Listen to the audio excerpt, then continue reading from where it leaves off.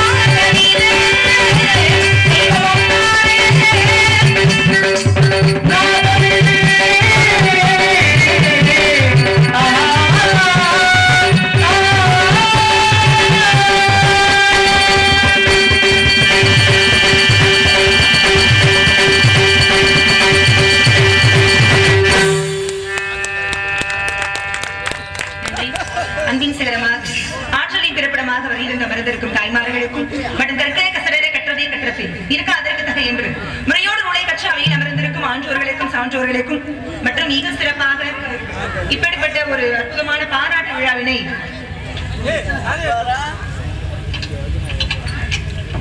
வணக்கம் வணக்கம்.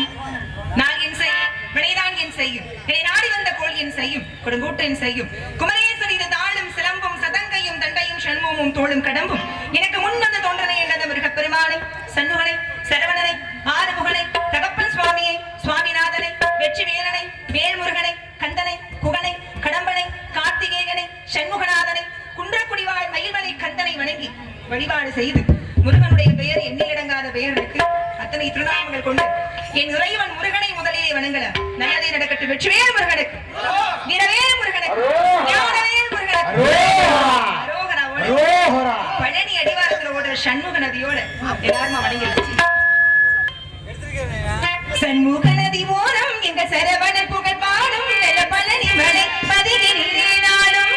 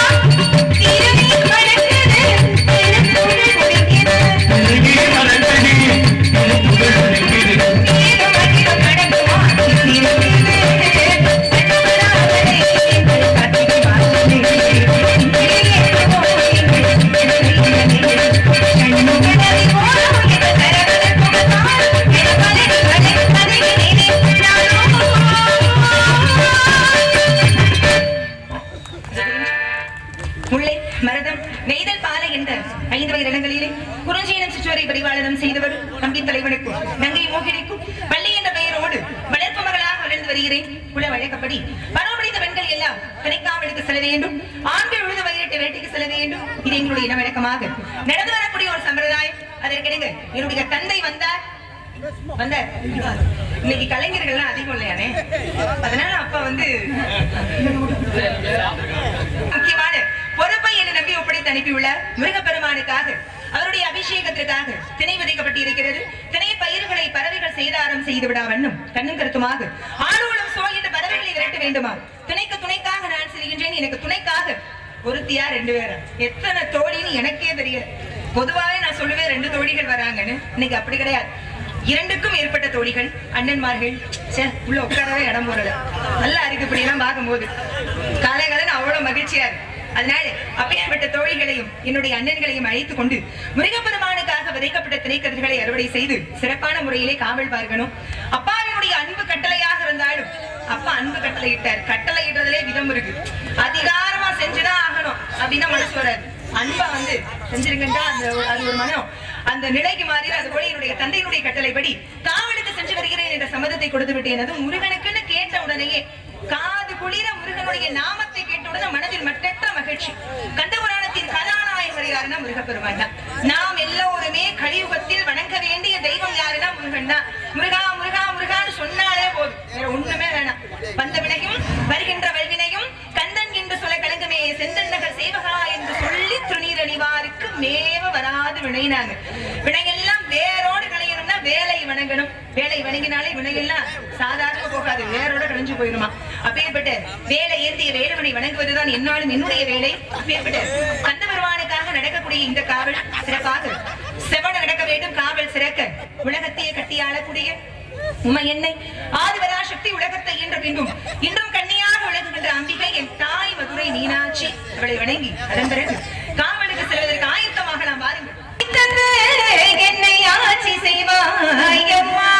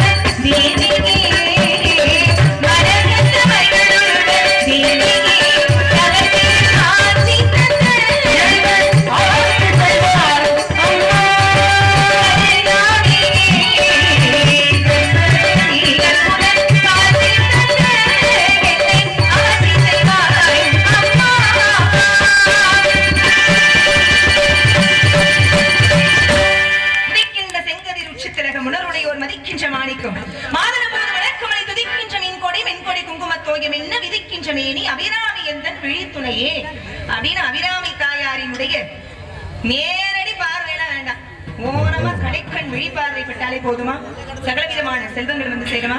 ஆமா, ஒரு முக்கியமான நன்றி சொல்ல விட்டுட்டு வந்துட்டு அப்படியே. ஆமா, நான் எதிர்பார்க்கவே இல்லை காவல்காரன்பட்டியில இருந்து வடசேரியில இருந்தும் ரசிகர்கள் வருவாங்க அப்படின்னு.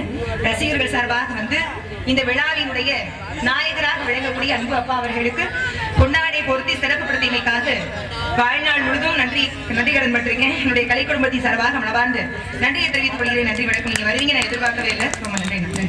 ஆக அப்பேற்பட்ட அம்பிகை தாயின் மூலமாக 6 முகங்களும் ஒருங்கிணைக்கப்பட்டு சண்முகன் என்ற பெயர் பெற்றார் முருகன். நீங்க எத்தனை சாமியை கும்பிட்டாலும் சரி, இந்த அன்னையை வணங்குற மாதிரியான கருணையும் மகிமையும் மற்ற தெய்வங்களை வணங்கினால் கிடைக்குமா அப்படின்னா அது ஒரு கேள்விக்குறிதான். அப்பேற்பட்ட தெய்வம் ஆமா இன்று சாதாரணமாக இருந்த ஒருவன் காளிதாசர் என்ற மகாகவி என்ற பெயரோடு விளங்குகின்றார் அப்படின்னா அதற்கு காரணம் யாருன்னா அம்பிகை தான். ஆமா, காளிதாசர் காளியினுடைய அருள் பெற்றவர் என்பதால் காளிதாசன் பேரு. இந்த தாசன் வரவங்களுக்கு பூரா ஒரு சிறப்பு இருக்கு தெரியுமா. பாரதிதாசன் ஒருத்தர் இருக்காருல்ல, அவருக்கு பேரே வேற. பாரதியார் மீது கொண்ட பற்றின் காரணமாக தன்னுடைய பெயரை பாரதிதாசன் மாத்திக்கிட்டார். அந்த வரேன் ஒண்ணு வரேன் ஞாபகப்படுத்தி வழி.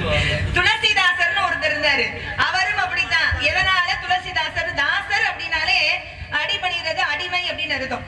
முத்தையா செட்டியார் தான் பேரு. கண்ணபிரான் மீது அளவு கடந்த அன்பு.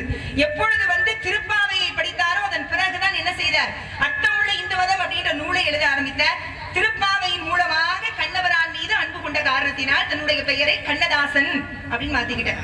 பாரதிதாசன், கண்ணதாசன், முருகதாசன், வேற என்ன தாசன் இருக்கு, துளசிதாசன். ஆனா நம்மளாம் வாழ்றதுக்கு ஒரு தாசன் காரணமா இருக்காரு தெரியுமா. நம்மளாம் இன்று மட்டும் இல்ல, அப்பா வந்து சொன்னாங்க, நான் வந்து எந்த ஜென்மத்துல என்ன புண்ணியம் பண்ணணும் இன்று வந்து இந்த நிகழ்வு நடக்குது அப்படின்னு. என்ன பொறுத்த வரைக்கும் நாடக கலைஞரா பிறந்ததுக்கே ஒரு புண்ணியம் பண்ணியிருக்கணும், அதுல எந்த மாற்றமே இல்லை. கலைஞராக ஒருவர் பிறந்திருக்கணும் அப்படின்னா எவ்வளவு பெரிய புண்ணியம் பண்ணியிருக்கணும். தினசரி எத்தனை மக்கள், எத்தனை பாராட்டு, எல்லாருடைய கருத்தையும் நேரடியா திட்டினாலும் சரி பாராட்டினாலும் சரி எல்லாத்தையும் நேரடியா கேட்டுக்கிற மாதிரியான ஒரு வேலைன்னு சொல்ல முடியாது, ஒரு வரப்பிரசாதம். அப்பேற்பட்ட வரப்பிரசாதம் கிடைக்கிறதுக்கே தெய்வத்தினுடைய கருணை வேணும். ஆக இத்தனை தாசர் இருந்தாலும் நாம் எல்லாம் வாழ்வதற்கு காரணமாக இருக்கக்கூடியது தவத்திரு சீர் வளசீர் சங்கரதாசன் அப்படின்ற சுவாமிகள் தான். அவர் தான் காரணம் எல்லாத்துக்குமே. இப்ப எங்கேயோ போய் எங்கேயோ கொண்டு வந்து விட்டுட்டேன். இப்ப பாரதி, மகாகவி பாரதி, எண்ணிய முடிதல் வேண்டும், நல்லதே என்ன வேண்டும், திண்ணிய நெஞ்சம் வேண்டும், தெளிந்தனல் அறிவு வேண்டும், பண்ணிய பாவம் எல்லாம் பருதி முன் பணியை போலே நன்னிய நின்முன் என்று நசிந்திடல் வேண்டும் அன்னையே. எந்த சாமியை பார்த்தாது வேண்டினாரா, அம்பாளை பார்த்துதான் வேண்ட. எண்ணிய முடிதல் வேணா எல்லாமே நடக்கணும். எல்லாருக்கும் இதே ஆசைதான், எண்ணிய முடிதல் வேண்டும், நினைக்கிறதெல்லாம் நடக்கணும். அடுத்த வார்த்தை என்ன பாடுற, நல்லதே என்ன வேண்டும், நினைச்சதெல்லாம் நடக்கணும், ஆனா நினைக்கிறதெல்லாம் நல்லதா இருக்கணும். எண்ணிய முடிதல் வேண்டும், நல்லதே என்ன வேண்டும், திண்ணிய நெஞ்சம் வேண்டும். மனம் எப்படி இருக்கணுமா, உறுதியோடு இருக்கணுமா. அதனாலதான் முதல்லயே பாடிட்டார், அச்சமில்லை அச்சமில்லை அச்சம் என்பதில்லை, இச்சகத்தில் உள்ளோர் எல்லாம் இழிவு செய்த போதிலும் அச்சமில்லை. வானமே இடிஞ்சு விழுந்தாலும் பயம் இல்லை அப்படின்ற மனப்பான்மையை யாரு பார்த்து வென்றார், மன உறுதியை அம்பிகையை பார்த்து வென்றார். பருதி முன் பணியை போலே நன்னிய நின்முன் என்று நசிந்திடல் வேண்டும் அன்னையே. சூரியன் முன்பாக பனித்துளி எப்படி கரைந்து நீராக ஓடிவிடுமோ அதுபோல் அம்பிகையை வணங்கினால் துன்பங்கள் எல்லாம் ஓடிவிடும் என்பதில் எல்லளவும் சந்தேகமே கிடையாது. அப்பேற்பட்ட அம்பிகையை வணங்கியாச்சு. இப்படி ஒவ்வொரு சாமியா நான் கும்பிடுறதுக்குலாம் ஒரு காரணம் இருக்கு தெரியுமா, தெரியுமாங்க. சிவனே இப்படி உட்கார்ந்துருக்கீங்களே, இப்படி அம்பிகையை கும்பிடுறேன், முருகனை கும்பிடுறேன், எனக்காகவா அண்ணே? சரிதான், அது கொழுந்தனார்ல இல்ல, கொழுந்தனார் தான், கதைக்கும் கொழுந்தனார் தான், வெளியிலையும் கொழுந்தனார் தான். தெய்வங்களை வணங்குறாள் முருகப்பெருமான். முருகன் அப்படின்னு சொன்னாலே முருகாண்ட சுவாமி 6 சாமி, ஒரு சாமி கிடையாது. நீங்க சிவனை தனியா கும்பிட முடியாட்டியும் பரவாயில்ல, பிரம்மா விஷ்ணுவெல்லாம் தனித்தனியா கும்பிடணுன்ற அவசியமே இல்லை.